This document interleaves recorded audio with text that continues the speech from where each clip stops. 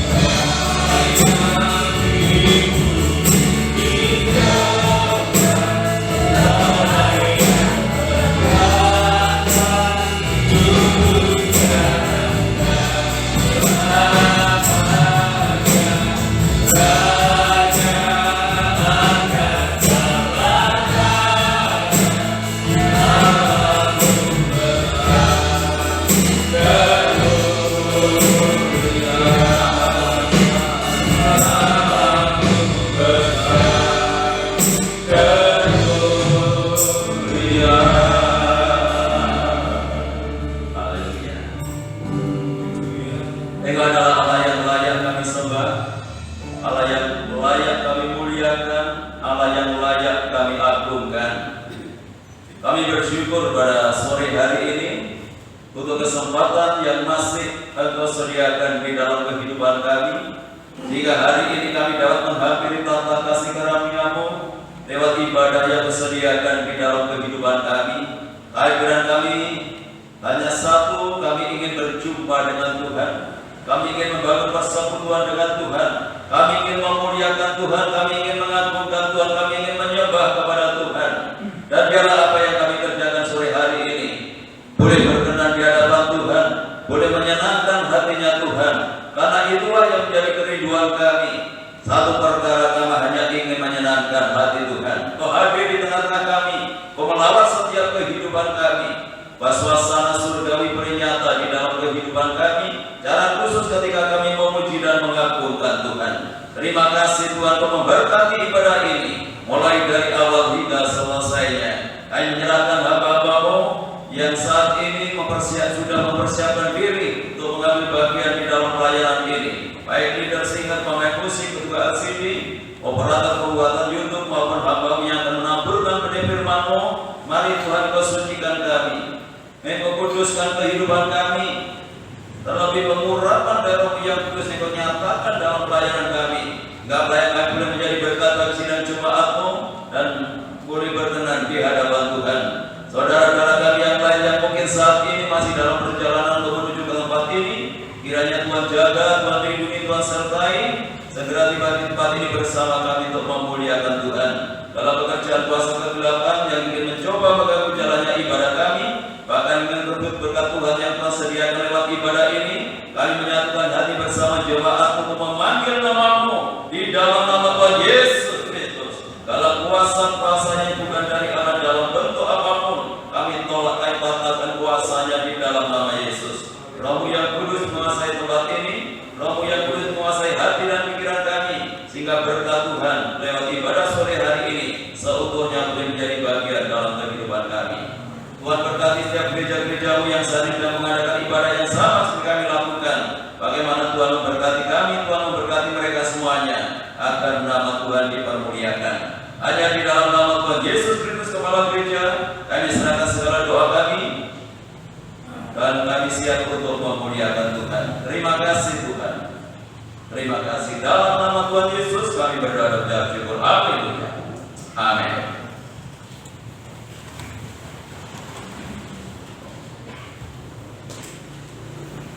Shalom Bapak Ibu Saudara. Alam semesta menunjukkan betapa besar kasih Tuhan kepada kita, Tuhan menyediakan segala sesuatunya bagi kita di alam ini, dan kasih Tuhan tidak hanya sampai di situ saja, tapi kasih Tuhan juga dicurahkan walaupun mungkin bumi ini bergoncang, walaupun mungkin gunung-gunung ini beranjak, tapi kasih Tuhan tidak pernah habis dalam kehidupan kita. Haleluya.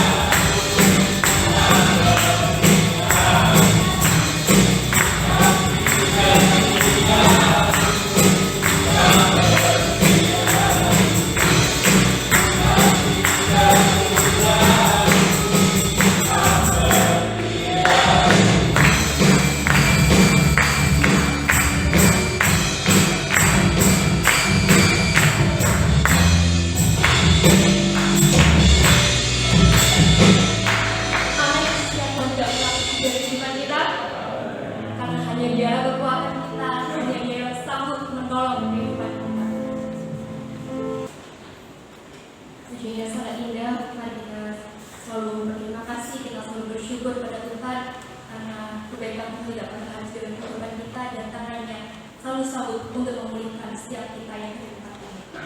Sebelum kita mendengarkan firman Tuhan, mari bersama-sama kita pujikan dalam Yesus. Tuhan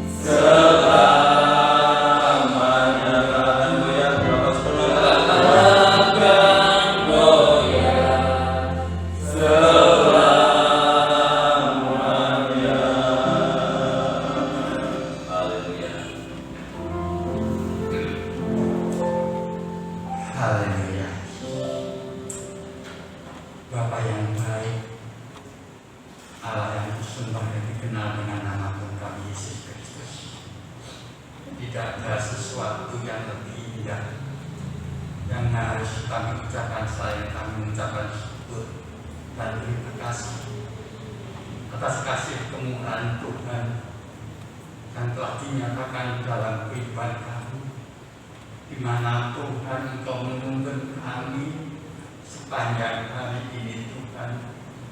Bahkan Engkau Tuhan memberikan kekuatan bagi kami, kesehatan serta keselamatan bagi kami, sehingga pada saat ini Tuhan kami boleh ada di tempat yang kudus ini kembali Tuhan mengucapkan syukur atas segala kebaikan-Mu lewat segala pujian yang kami buat sampai di hadirat-Mu, sebab Engkau-lah Allah yang layak menerima segala pujian, kebesaran, kemuliaan.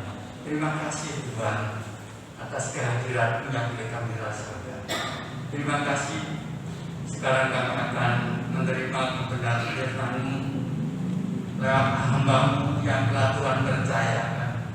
Pakai hamba-Mu sebagai saluran berkat Tuhan, terus senantiasa memberikan kebenaran firman-Mu bagi kebutuhan rohani kami Tuhan, supaya di dalam pengiringan kami Tuhan, kami tidak Tuhan Yesus melihat keadaan dunia ini, tetapi kami melihat kebesaran-Mu lewat Tuhan kebenaran firman-Mu Tuhan. Sehingga Tuhan lewat kebenaran firman-Mu di dalam setiap kehidupan kami, Engkau senantiasa menuntun memimpin kami, sehingga apa yang kami lakukan hanya untuk kebesaran kemuliaan nama Tuhan. Sekali lagi kami serahkan hamba-Mu, sehingga hamba-Mu bisa mampu ya Tuhan melaksanakan tugas yang Tuhan berikan, sehingga berkat melalui kebenaran firman-Mu boleh kami rasakan. Terima kasih Bapak, terima kasih. Segala puji dan bagi Tuhan hanya di dalam nama Tuhan kami Yesus Kristus kami rasakan doa kami. Haleluya. Amin. Amin.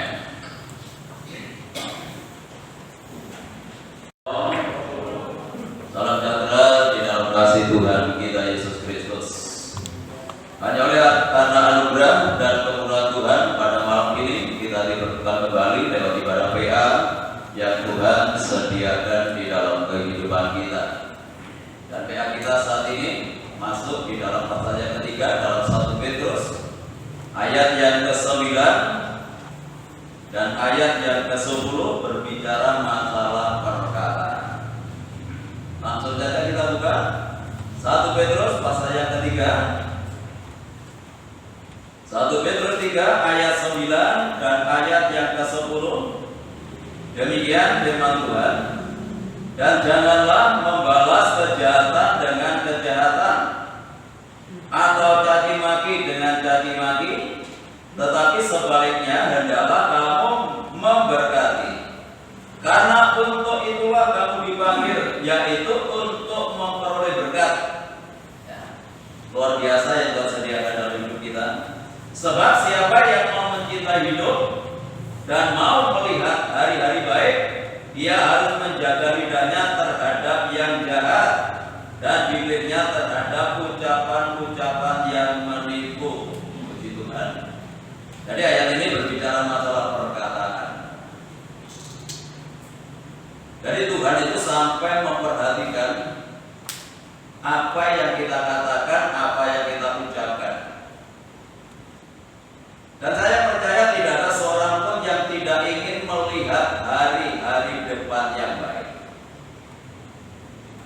Semua orang merindukan, semua orang mengharapkan kehidupan masa depannya akan menemukan hal-hal yang baik di dalam hidupnya. Dan di sini Tuhan menyingkapkan apa yang harus kita lakukan, apa yang harus kita kerjakan kalau kita ingin melihat hari-hari yang baik yang Tuhan sediakan di dalam kehidupan kita, yaitu ketika kita menjaga lidah kita, ketika kita menjaga perkataan kita. Kemarin yang sudah kita pelajari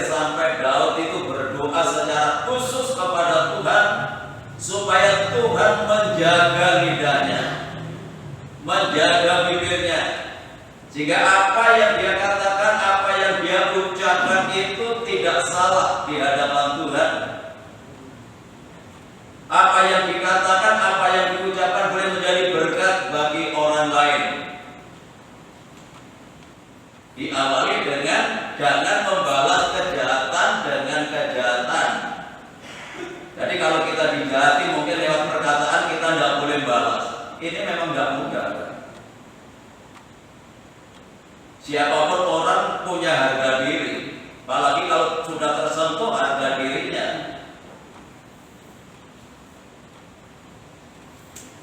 Jadi orang itu rasanya keinginannya itu hanya untuk membalas. Apalagi ketika dicaci maki. Ya, Tuhan ajarkan kepada kita tidak boleh membalas dengan caci maki, tetapi untuk memberkati. Untuk itulah kamu dipanggil. Jadi panggilan Tuhan itu seperti ini. Tidak hanya kita sebatas dipanggil menjadi orang Kristen. Status kita Kristen, status kita anak Tuhan, tidak sebatas itu, lebih daripada itu. Untuk itu kamu dipanggil. Ketika kita dicaci maki, kita memberkati. Ketika kita melakukan ini, maka di sana Tuhan sediakan berkat di dalam hidup kita. Ya, di dalam pergaulan itu banyak hal-hal yang kita jumpai yang tidak sejalan dengan pikiran kita. Apalagi kalau sudah di dalam dunia bisnis. Banyak menemui orang-orang yang menjengkelkan, menemui orang yang menyakitkan, perkataan yang mungkin kasar dan lain sebagainya. Kalau saudara ditempatkan di tengah-tengah situasi dan kondisi seperti ini, Tuhan ingin saudara menjadi berkat di sana. Ketika kita mampu untuk melakukan ini, maka Tuhan sediakan berkat. Untuk itulah kamu dipanggil supaya kamu memperoleh berkat. Lalu bagaimana kita ini bisa berkata-kata yang baik ketika kita menghadapi orang-orang yang menyakitkan, menghadapi orang-orang yang menjengkelkan, orang-orang yang merugikan kehidupan kita? Apa yang keluar dari mulut itu dimulai dari hati. Kalau hati itu penuh dengan firman Tuhan, maka apa yang dikatakan, apa yang diucapkan itu pasti akan sesuai dengan firman Tuhan. Karena hatinya penuh firman Tuhan. Jadi tergantung kepada kita sejauh mana kita menangkap firman Tuhan dan kita simpan di dalam hati kita. Jadi dalam Mazmur 119 kemarin sudah kita pelajari, sudah kita belajar. Daud mengatakan, "Ku taruh firman-Mu dalam hatiku supaya aku jangan berdosa." Jadi kalau orang itu tidak menempatkan firman Tuhan di dalam hatinya, artinya tidak menghargai firman Tuhan, itu berdosa. Dalam Mazmur pasal 119 ayat yang ke-9, ayat 11. Jadi kalau orang itu tidak menaruh firman Tuhan di tempat yang semestinya, berdosa. Berdosa tidak hanya mencuri, berdosa tidak hanya membunuh. Ketika kita tidak menempatkan firman Tuhan pada posisi yang benar, kita berdosa. Mungkin kita tidak menganggap itu dosa. Itu kan kita. Yang menilai bukan kita, yang menilai adalah Tuhan. Jadi memang hati ini harus untuk tempat firman Tuhan. Jadi firman itu tidak sebatas didengar. Setelah kita dengar, kita simpan di dalam hati kita. Jangan memberikan kesempatan untuk iblis itu bekerja dalam hati kita.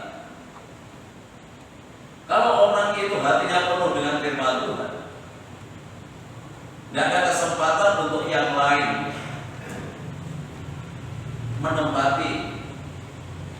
hatinya. Karena sudah penuh. Kalau hatinya penuh, nggak ada hal-hal yang jahat untuk mempengaruhi hatinya, sudah penuh. Karena hatinya sudah penuh firman, nggak ada tempat bagi yang lain, nggak ada tempat bagi yang jahat, nggak ada tempat bagi yang najis. Karena hatinya penuh dengan firman Tuhan. Nah, sebenarnya betapa pentingnya kita sebagai orang yang percaya kepada Tuhan terus menyimpan firman itu dalam hati kita, menaruhkan firman itu pada tempat yang terbaik dalam hidup kita.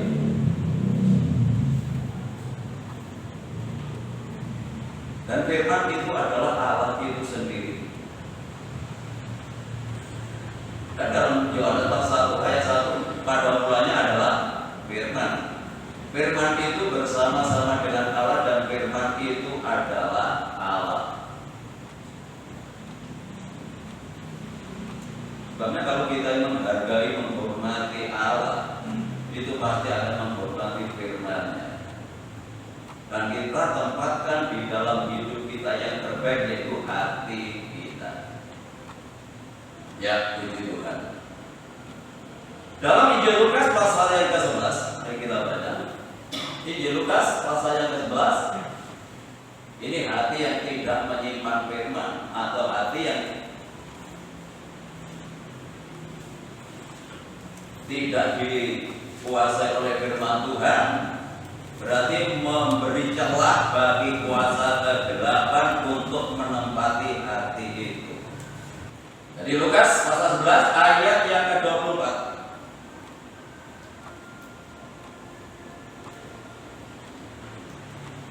Apabila roh jahat keluar dari manusia, ia pun mengembara ke tempat-tempat yang tandus mencari perhatian, dan karena ia tidak mendapatkannya, ia berkata, aku akan kembali ke rumah yang telah kutinggalkan itu.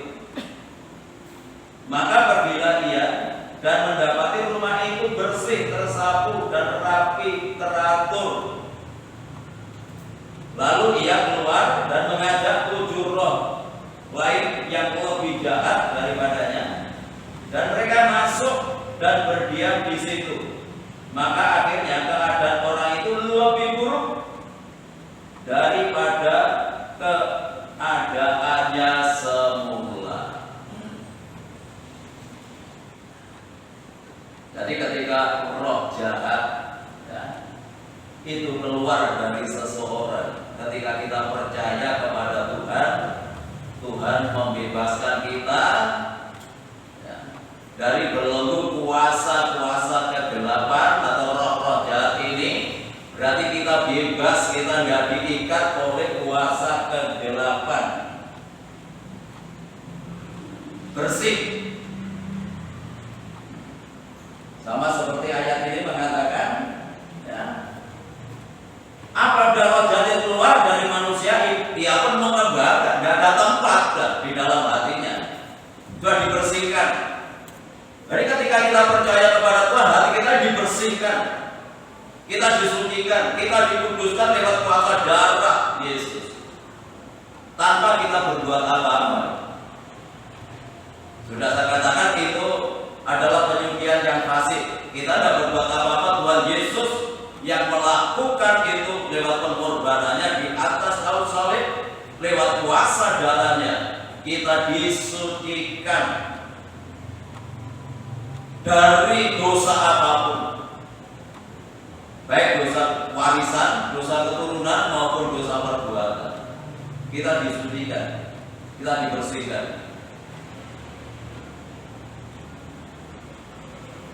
Tetapi selanjutnya hati kita itu tidak boleh kosong. Nah, itu sebabnya Tuhan Yesus mengajarkan di dalam Matius pasal yang ke-28 ini, jadikanlah semua bangsa muridku, baptislah mereka dalam nama Bapa, Anak laki-laki dan Roh Kudus, dan ajarlah mereka melakukan segala perintah. Jadi setelah orang itu percaya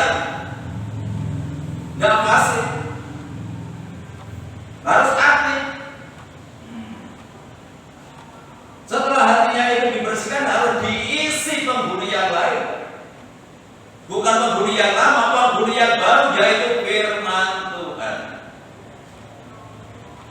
Nah, kalau saudara beli rumah, sudah ditinggali orang lama di situ, saudara beli, nggak mungkin orang lama tinggal di situ. Anda yang tinggal di situ. Kalau rumah kehidupan kita sudah dibersihkan dari yang jahat lewat pengorbanan Tuhan Yesus di atas kayu salib, jangan dibiarkan kosong. Sekarang secara lahiriah saja ya, kalau rumah itu kosong, pasti ada pembeli yang lain. Coba rumah Anda jangan ditempati, beliau rumah jangan ditempati, pasti ada pembeli yang lain. Pembeli yang tidak kasat mata. Jadi hati kita tidak boleh kosong. Ya, setelah kita dibersihkan lewat kuasa darah Yesus, harus diisi, yaitu diisi firman Tuhan. Harus diisi firman Tuhan. Dan terus menerus. So, sampai penuh hati kita. Jangan hanya setengah. Kalau hati kita hanya diisi setengah, nanti masih banyak hal-hal yang lain. Dengan kata lain, kita memberikan kesempatan yang lain untuk bisa mempengaruhi hati kita. Jadi kuasa kegelapan itu juga ingin mencari perhentian. Kemana perhentian kemana? Hati-hati yang masih ada celah dia bisa masuk. Sebenarnya ada heran kalau sudah menjadi orang Kristen malah tambah jahat. Kan fokusnya kok tetapi hatinya tidak untuk menyimpan firman Tuhan. Dan saya yakin sebenarnya kalau orang itu sungguh-sungguh di dalam Tuhan pasti mengalami satu perubahan dalam hidupnya. Kalau hanya sebatas Kristen tambah jahat. Bagi kalau ke gereja ya hanya sebatas ke gereja. Firman Tuhan tidak mendapat tempat di dalam hatinya. Itu bisa terlihat dalam kehidupan.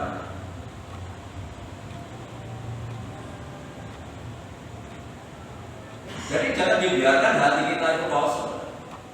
Nanti kalau hati kita kosong, ya pembudi yang lain akan masuk lagi. Ya, kuasa yang jahat itu akan masuk lagi mengendalikan kehidupan kita.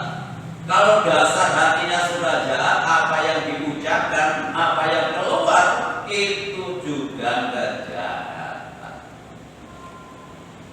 Sudah pasti itu. Apa yang keluar dari mulut itu berasal dari hati kita. Jadi orang itu bisa dilihat dari perkataannya. Bagaimana hatinya, itulah perkataannya. Jadi firman Tuhan tidak hanya menjadi teori, tetapi sungguh-sungguh firman Tuhan itu akan mengubah dalam kehidupan kita.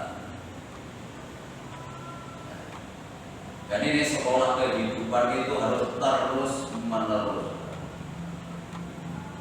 Kita ini sudah berapa tahun ikut Tuhan, mendengarkan firman Tuhan. Kalau mungkin 1 minggu itu 3 kali. Ya minggu, ya Senin, ya Rabu, itu yang pokok. Sudahkah kita penuh dengan firman Tuhan? Apalagi masih ada kegiatan jalan. Kalau kaum muda saya ngikuti Jumat, nah ikut kaum muda. Cuma Selasa saja saya nggak ikut karena kaum wanita malah menyalahi.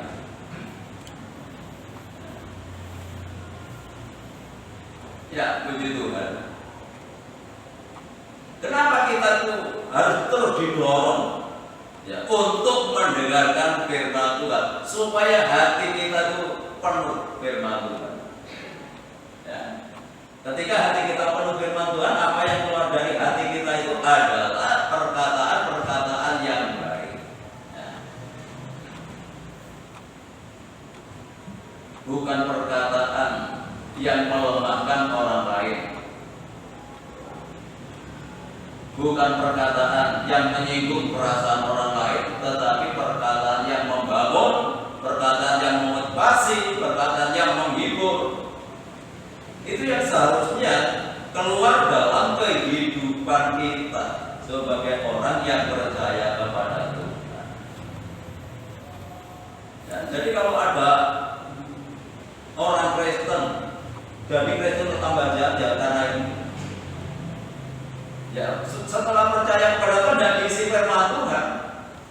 Jadi roh jahat itu mengembara mencari teman yang lebih jahat, mendiami orang itu sehingga orang itu semakin jahat.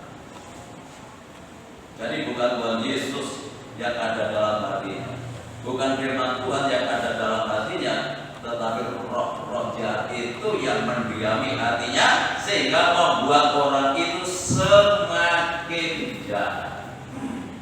Mereka nggak terasa, pekerjaan kuasa kegelapan itu tidak terasa, tetapi nanti buahnya kita baru tahu.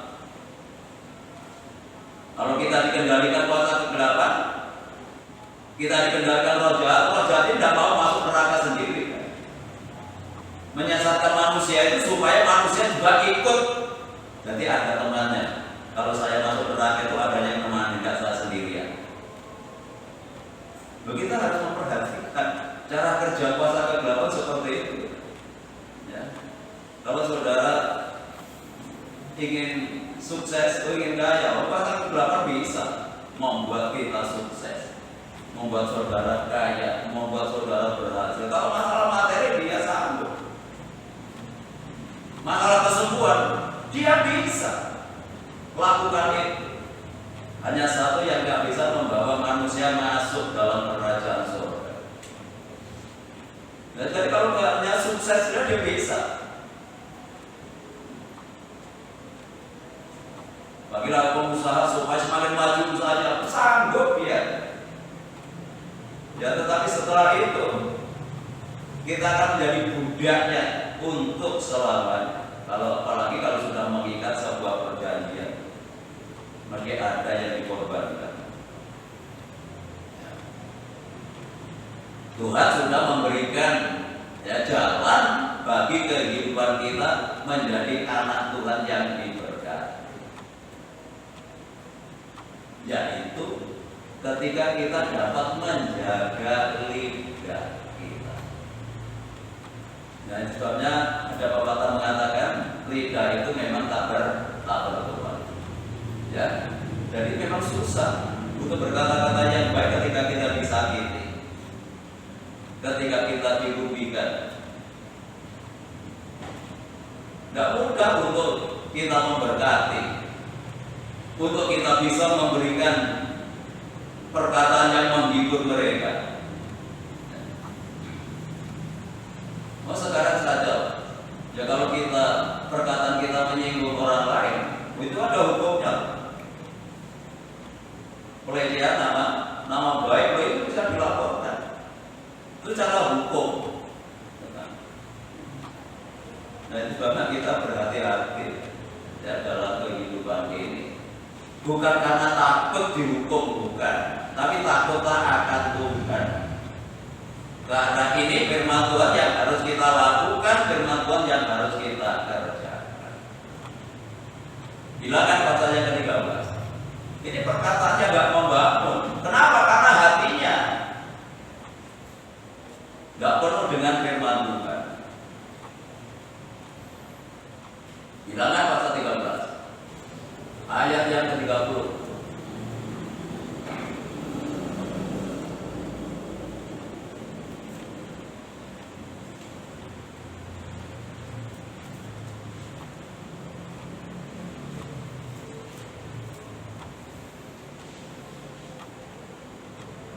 Kemudian Kaleb mencoba menenteramkan hati bangsa itu di hadapan Musa, katanya, tidak, kita akan maju dan menduduki negeri itu, sebab kita pasti akan mengalahkannya. Ini perkataan yang membangun, perkataan yang memberikan semangat, perkataan yang memotivasi, perkataannya Kaleb.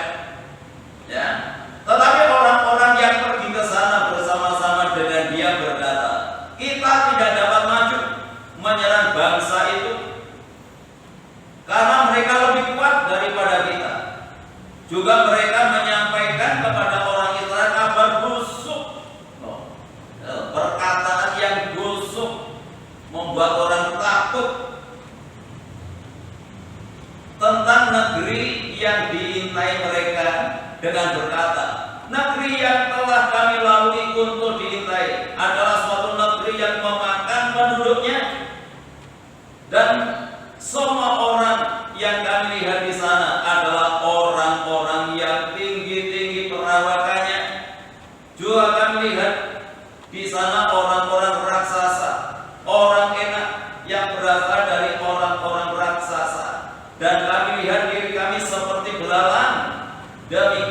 juga mereka terhadap kami. Ini 12 pengintai yang diutus oleh Musa ya, untuk mengintai tanah Kanaan. Ada 12 orang. Mereka itu bukan orang biasa. Pemimpin suku. Bisa loh pemimpin perkataannya seperti ini.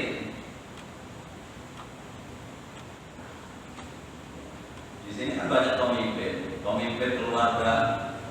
Ya. Bapak-bapak itu kan pemimpin. Guru sekolah minggu ya pemimpin. Banyak pemimpin.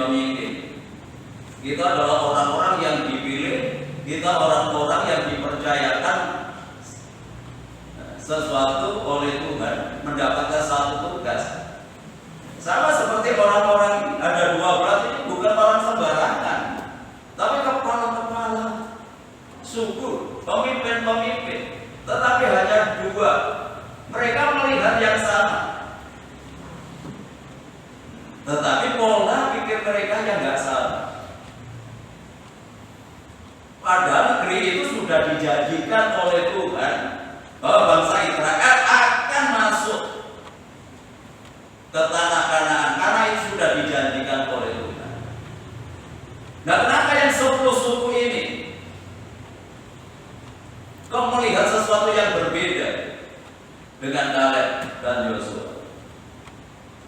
Karena hatinya tidak ada firman Tuhan. Mendengar. Semua mendengar bahwa negeri Kanaan, tanah Kanaan itu dijanjikan. Kalau Tuhan yang menjanjikan, siapapun yang ada di sana pasti akan dikalahkan. Tapi 10 orang ini membawa kabar yang tulus, bukan berita yang membangkitkan semangat, bukan berita yang memotivasi, bukan berita yang menguatkan, tetapi membuat bangsa Israel itu menangis. Kalau kita baca ayat 14, semua menangis ketika mendengar. Dan ini memang berita yang dibesar-besarkan. Kalau orang itu makan penduduknya habis. Lalu kalau logika saja kan seperti itu. Kalau dia mengatakan bangsa itu adalah orang-orang yang memakan penduduknya, kalau penduduknya sendiri dimakan kan habis. Kan tidak masuk akal. Itu hanya orang-orang yang membesar-besarkan masalah, membesarkan persoalan. Nah, kita harus menjadi anak Tuhan yang tetap optimis, apapun yang terjadi saat ini. Ya. Jangan dibesar-besarkan yang membuat orang yang mendengar itu menjadi takut, membuat orang itu tidak memiliki pengharapan, membuat orang itu tawar hati. Jadi apapun situasi, apapun keadaan yang kita alami, apalagi kita sebagai pemimpin harus memberikan motivasi, harus menguatkan. Ya, berbeda dengan Kaleb, dia mencoba menerangkan hati bangsa itu di hadapan Musa. Katanya, tidak, kita akan maju dan menduduki negeri itu sebab kita pasti akan mengalahkan. Ini luar biasa. Ini adalah perkataan yang membangkitkan, perkataan yang memotivasi, perkataan yang mendorong.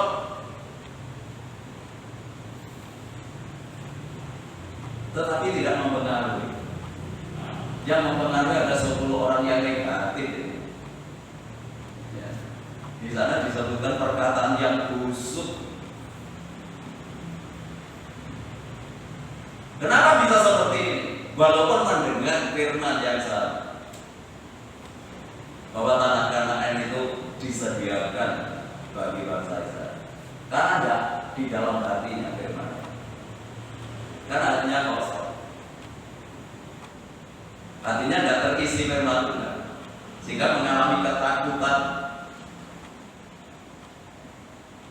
dan membuat orang lain juga takut, membuat orang lain menangis.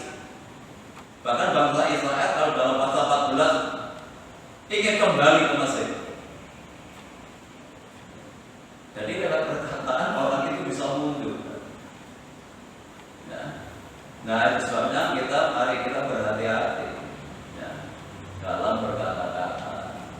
jangan membuat orang lain itu mundur. Itu pasal 14 itu bangsa Israel mau kembali ke Mesir. Nah, dia mencari pemimpin, dia akan memimpin pergi ke Mesir. Artinya mereka nggak semakin maju untuk memperoleh tanah perjanjian, tetapi lewat perkataan yang ke-10 kepala suku Israel ini malah kembali ke Mesir. Tidak membawa kemajuan, tidak membawa orang itu maju di dalam Tuhan, tetapi membuat orang semakin mundur. Kita belajar terus. Lewat perkataan kita membuat orang dikuatkan, membuat orang termotivasi, membuat orang semakin maju, membuat orang semakin kuat di dalam Tuhan. Nah, jadi walaupun sama-sama mendengarkan firman, ya, tetapi kalau firman itu tidak ditaruh dalam hatinya, bisa kelihatan dalam perbuatan, dalam perkataan. Dan orang-orang seperti dia akan melihat hari-hari baik, menjadi firman Tuhan. Ketika kita dapat menjaga perkataan kita, kita akan melihat hari-hari baik yang disediakan Tuhan. Dan orang-orang seperti tidak melihat hari baik, tidak melihat, tidak menikmati apa yang dijanjikan oleh Tuhan. Ayat 33 itu akibat pasal 14, bukan pasal 13, pasal 14, pasal yang kaburan yang enggak.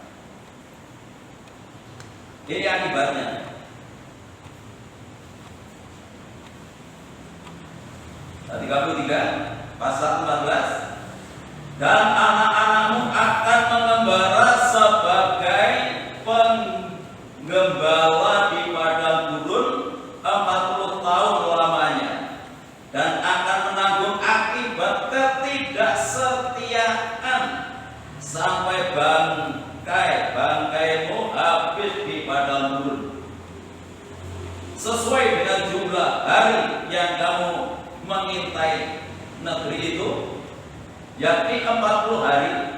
Satu hari dihitung 1 tahun. Jadi 40 tahun lamanya kamu harus menanggung akibat kesalahanmu, supaya kamu tahu rasanya jika aku berbalik daripadamu. Tuhan telah marah terhadap bangsa Israel. Nah, 35.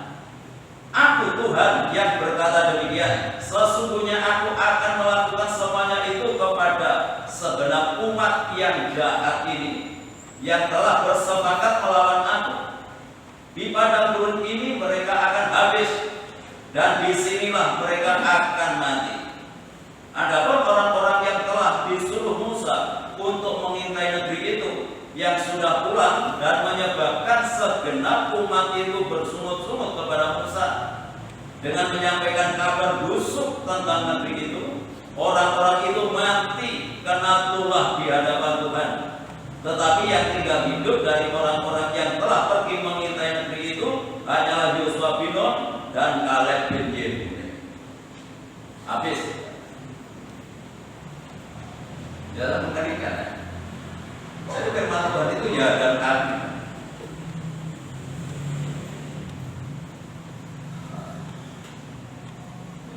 Mengintai di tanah Kanaan selama 40 hari lamanya. Karena mereka membawa kabar busuk, mereka harus menanggung akibatnya. Tidak hanya dia, bangsa Israel. Itu sebabnya mulai dari Mesir menuju tanah Kanaan itu tidak hanya tahun, tidak puluhan tahun seperti ini. Kalau ditempuh dengan jalan yang lebih dekat. Tetapi karena ini masalahnya, karena mereka sudah kena kutuk daripada Tuhan. Ketika mereka disuruh oleh Tuhan, pengintai-pengintai itu membawa kabar yang busuk, tidak sesuai dengan apa yang ada di darat. Jika 1 tahun dihitung, 1 hari dihitung 1 tahun, sehingga mereka harus berjalan 40 tahun. Siapa yang menanggung anak-anak menderita selama 40 tahun? Dan dia sendiri yang membawa kabar busuk, mati telah Tuhan. Sangat mengerikan. Hanya karena lewat perkataan, lewat perkataan, perkataan yang tidak membangun, perkataan yang membuat orang itu mundur, membuat orang itu takut. Berbeda dengan Kaleb dan Yosua, hanya 2 orang dari 12 yang diutus oleh Tuhan. Ya, rupanya itu malah banyak. 12 cuma 2, 10 yang melawan kepada Tuhan, 10 yang melawan kepada Musa. Akhirnya mereka tewas di padang gurun karena perkataan. Kenapa bisa seperti ini? Ya karena hatinya tidak terisi firman Tuhan. Walaupun Tuhan sudah menyampaikan bahwa tanah Kanaan akan diserahkan, nggak percaya.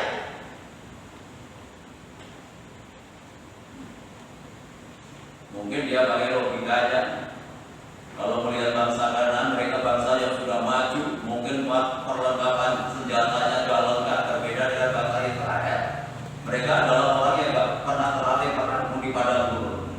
Di Mesir pun dia juga menjadi jajahan, senjata tidak punya. Dia hanya melihat keadaannya sendiri, tetapi tidak melihat kuasa Tuhan yang menyertai. Berbeda dengan Kaleb tadi. Tidak kita akan maju menduduki negeri itu sebab kita pasti mengalahkannya karena Tuhan menyertai kita. Harga begitu, tidak melihat keadaannya, tidak melihat situasinya. Dalam situasi apapun, dalam keadaan apapun, kalau Tuhan yang menyertai pasti akan berhasil. Dan kita belajar memberikan semangat, belajar memberikan dorongan kepada siapapun keluarga kita, jemaat. Jangan membuat jemaat mundur karena perkataan kita, karena tersinggung mungkin lewat perkataan kita. Lalu kita yang akan berhadapan dengan Tuhan. Kalau lewat perkataan kita membuat orang itu mundur, berarti kita sudah menjadi batu sandungan untuk orang itu bisa maju. Ya, terpujilah nama daripada Tuhan. Bapak Ibu yang dikasihi oleh Tuhan, ketika Tuhan Yesus menjadi manusia, sama seperti kita ini, perkataannya adalah perkataan yang memberikan pengharapan. Bukan perkataan yang menghakimi ketika diperhadapkan dengan seseorang yang berbuat dosa. Yohanes 8 ayat yang ke-7 mulai.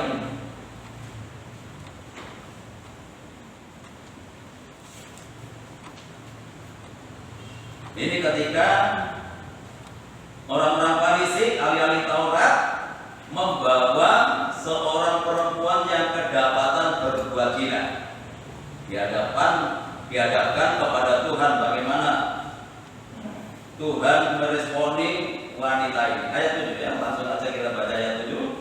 Dan ketika mereka terus-menerus bertanya kepadanya, ia pun bangkit berdiri lalu berkata kepada mereka, barang siapa di antara kamu tidak berdosa, adalah ia yang pertama melemparkan batu kepada perempuan itu. Lalu ia membungkuk pula dan menulis di tanah. Tetapi setelah mereka mendengar perkataan itu, pergilah mereka seorang demi seorang, mulai dari yang tertua. Akhirnya tinggallah Yesus seorang diri dengan perempuan itu yang tetap di tempatnya. Lalu Yesus bangkit berdiri dan berkata kepadanya, hai perempuan, di manakah mereka? Tidak adakah seorang yang menghukum engkau? Jawabnya, tidak ada. Bukan? Lalu kata Yesus, aku pun tidak menghukum engkau, pergilah dan jangan berbuat dosa lagi mulai dari sekarang. Ketika menghadapi perempuan yang berbuat zina, apa yang dikatakan orang-orang? Katakan ahli-ahli Taurat, orang-orang Farisi bersama orang-orang ya yang bersama-sama dengan dia saat itu, lempari dia dengan batu sampai mati.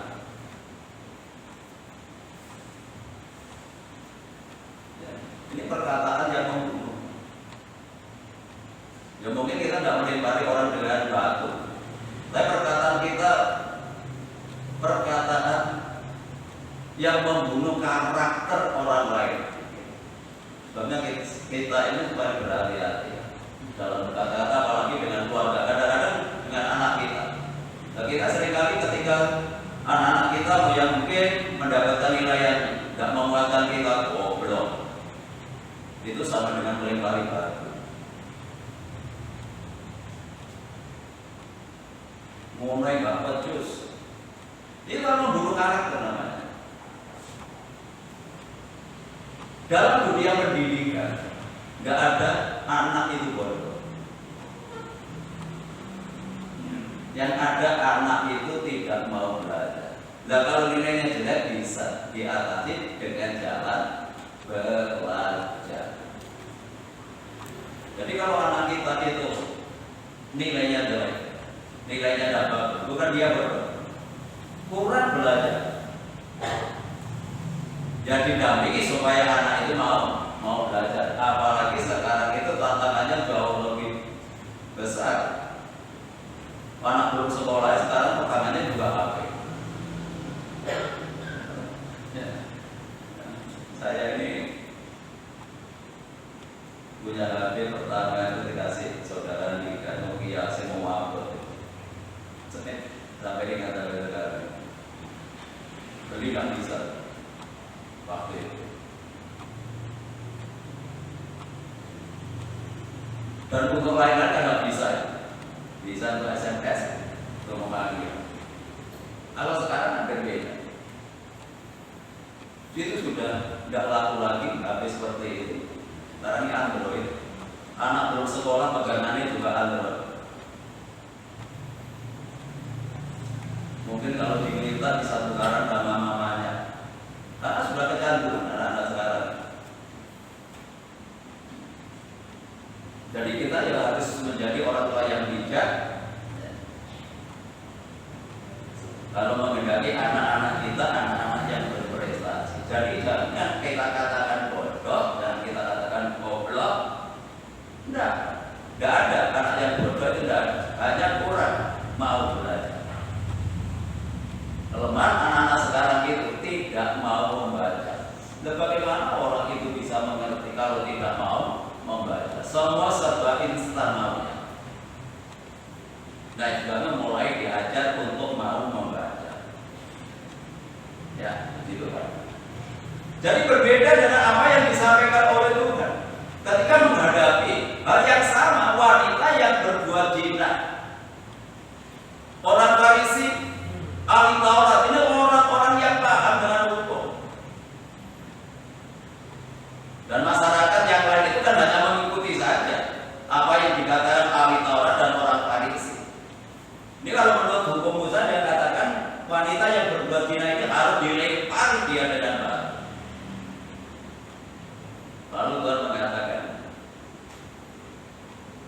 siapakah di antara orang di sini yang tidak berbuat dosa, dialah yang pertama yang melempari dia dengan batu.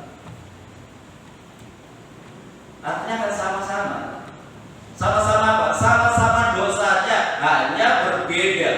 Takutnya sama orang berdosa.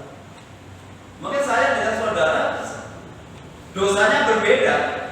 Nggak tahu saudara kelemahannya apa, saya kelemahannya apa. Sama-sama berdosa. Nah itu karena berapa perlu kita menghakimi saudara-saudara kita. Jangan melempari batu. Biarlah kita berdiri seperti Tuhan Yesus. Aku tidak menghukum, Ya. Dengan perkataan Tuhan mengatakan aku tidak mau itu memberikan satu pengharapan di dalam kehidupan wanita ini. Yang seharusnya dia mati lagi. Ya. Di tangan ahli Taurat dan orang Farisi. Tetapi ketika di sana ada Tuhan, dia mengatakan aku tidak menghukum engkau. Pergilah dan jangan berbuat dosa lagi. Ini luar biasa. Sama-sama menghadapi orang yang sama, tapi responnya berbeda. Jadi kita meniru Tuhan, mencontoh Tuhan, beri kesempatan. Jangan diyakini. Dan saya yakin selama orang itu ada kehidupan bisa berubah. Jangan mengatakan tidak bisa berubah. Mungkin bagi kita tidak bisa berubah, tetapi bagi Tuhan segala sesuatu bisa berubah. Setelah itu, kan wanita ini sudah didapati. Ya.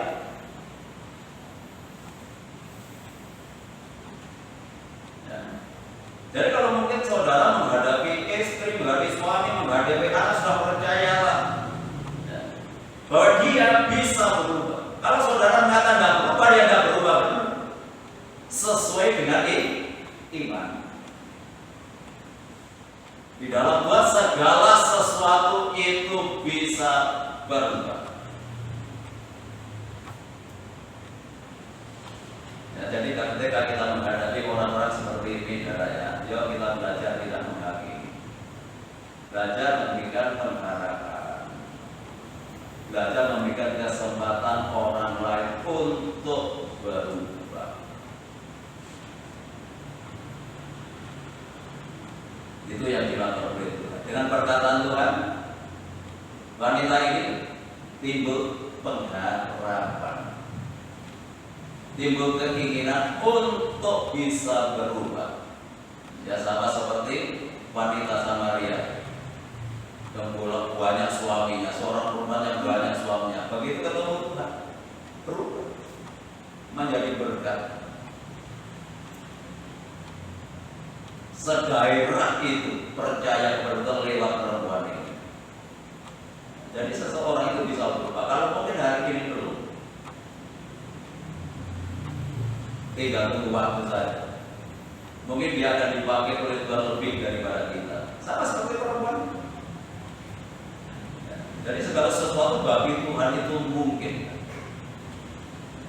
Nah untuk itu marilah kita belajar. Kalau kita ingin melihat hari-hari baik, biarlah kita menjaga perkataan kita. Tuhan Yesus memberkati kita.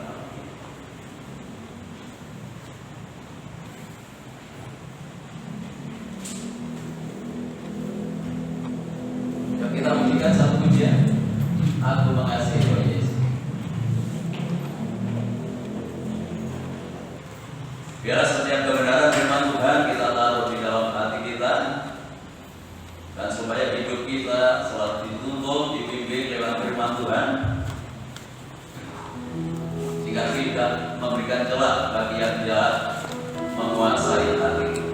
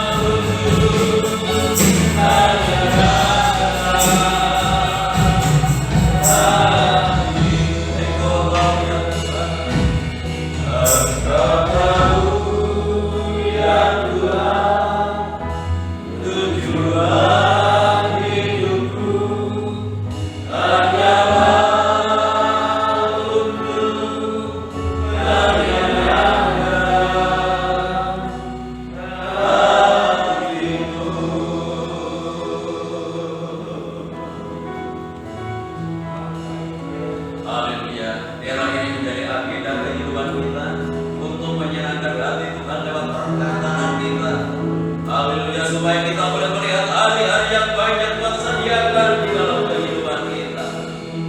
Haleluya. Haleluya.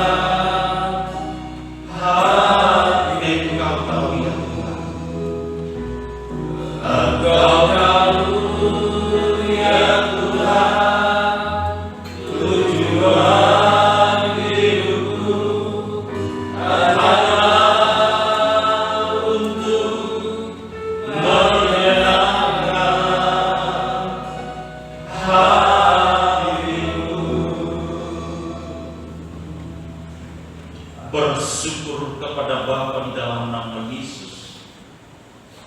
Kemurahan Tuhan boleh kami rasakan alami di malam ini ketika kami diizinkan belajar bagian firman-Mu dalam suratan 1 Petrus 3, 9, 10. Kami dituntun, dibimbing dan diajar oleh kebenaran firman-Mu, dan kami diberikan kesempatan untuk mempraktekkan kebenaran firman-Mu dalam hidup yang nyata. Biarlah kami semua yang boleh mendengar dapat menerima dengan hati yang ikhlas, diberikan kekuatan melalui kuasa Roh Kudus Tuhan untuk membuktikan bahwa kami ini adalah anak-anak Tuhan yang benar-benar mengerti, memahami dan bertindak sesuai dengan maunya Tuhan. Biarlah setiap perkataan yang lahir dari lidah mulut kami menjadi perkataan yang memberkati orang lain, perkataan yang membangun, perkataan yang menghibur, perkataan yang menguatkan, perkataan yang memotivasi. Pakai kami Tuhan untuk terus boleh menjadi alat-Mu di mana kami berada, sehingga kebenaran firman Allah pun dapat dinikmati oleh banyak orang, karena ini adalah misi Allah di tengah-tengah dunia ini. Untuk itu kami dipanggil untuk memberkati orang lain, dimulai dari perkataan. Jadikan kami Bapa menjadi alat-Mu, sehingga kami tidak hanya sebatas pendengar, tapi kami boleh menjadi pelaku firman. Karena orang-orang yang diselamatkan bukan orang yang hanya berseru-seru, tetapi orang yang melakukan firman Allah. Itulah orang-orang yang diselamatkan. Karena itu Bapa, kami mohon dengan kerendahan hati, pakai kami boleh menjadi alat kesaksian, sehingga dunia tahu bahwa Engkaulah Tuhan dan Juru Selamat bagi segala bangsa. Diberkati hamba-Mu yang telah berhenti berbicara dalam kesempatan pelayanan berikutnya.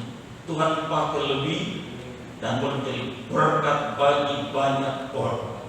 Diberkati kami semua yang mendengar kebenaran firman dalam ini, dan biar setiap kami boleh ambil bagian sesuai dengan kasih karunia Allah bagi kami, untuk kami menceritakan keberkahan Tuhan dari hidup kami.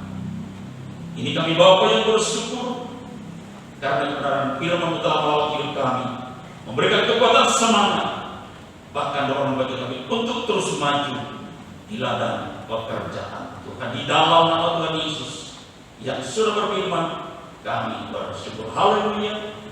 Amin. Silakan kembali. Ya, terima kasih untuk perhatiannya. Saya undang semua bagi berdiri. Mari kita akhiri ibadah kita malam ini dengan demikian muliakan nama Tuhan.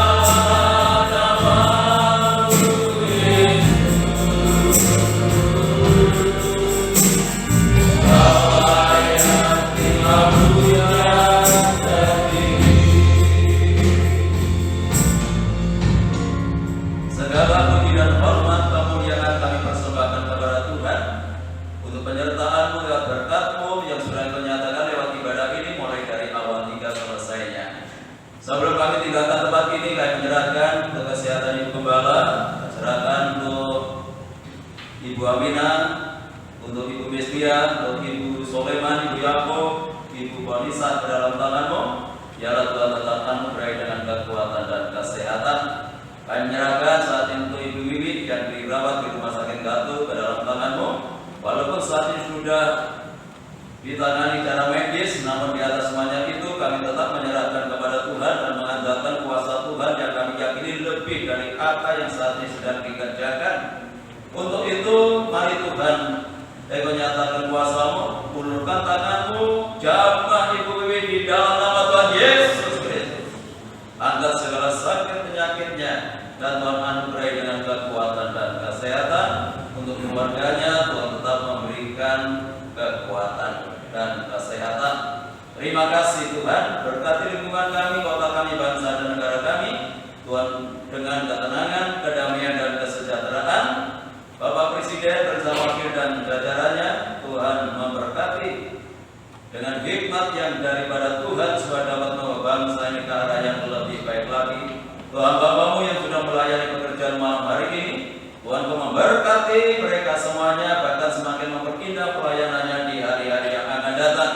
Kami tetap menyerahkan rencana pernikahan saudara kami Yusa dengan Tias dalam tangan-Mu yang dilaksanakan pada tanggal 13 nanti. Tuhan berikan kekuatan kesehatan kepada calon mempelai maupun keluarganya supaya dapat melaksanakan pernikahannya dengan baik. Kalau sesuatu yang diperlukan Tuhan akan cukupkan. Terima kasih Tuhan, pada akhirnya kami serahkan seluruh sidang jemaat-Mu ke dalam tangan-Mu, baik yang hadir malam ini maupun yang tidak hadir, baik yang ada di dalam kota, di luar kota. Tuhan tetap jaga, lindungi, serta tuntun dan bimbinglah mereka supaya tetap hidup dalam kekudusan dan kebenaran.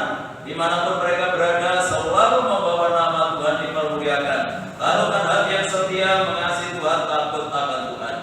Rumah tangga, keluarga, kehidupan kita jemaat Tuhan berkati dengan ketenangan, kedamaian dan kesejahteraan.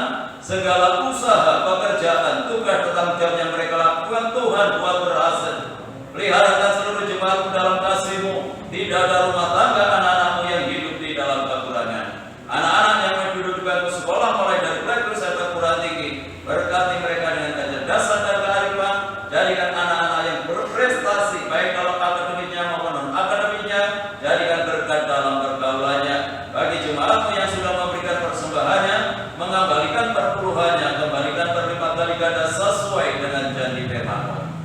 Sebentar lagi kami akan tinggalkan tempat ini kembali ke rumah masing-masing. Jaga lindungi sertai kami dalam perjalanan ya Tuhan. Tibakan di tempat dengan selamat, tidak kekurangan sesuatu apapun.